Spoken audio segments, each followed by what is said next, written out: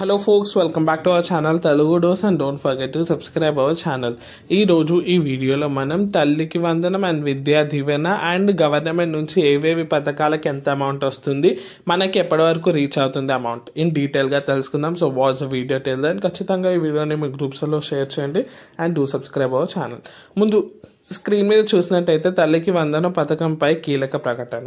తల్లికి వందనం విద్యార్థికి 15,000 ఇద్దామని గవర్నమెంట్ అయితే డిసైడ్ అయింది. అండ్ అన్నదాత సుఖీభవ కింద రైతులకి 20,000. సో ఇది మనం పక్కన పెడితే స్టూడెంట్స్కి ఇక్కడ హైలైట్ చేస్తున్నాను వినండి.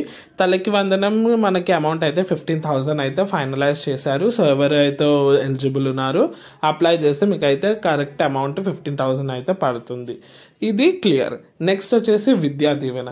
చాలా మంది అడిగేది విద్యా దీవెన అప్డేట్ గురించి. సో అది మనకి ఎప్పటికప్పుడు పోస్ట్పోన్ అవుతుందనే తెలుస్తుంది.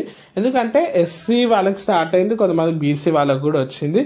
సో ఫైనల్గా అందరికీ రావడానికి అయితే మనకి February 8th or 10th లోపు అయితే అందరికి వచ్చే అవకాశాలు ఉన్నాయి.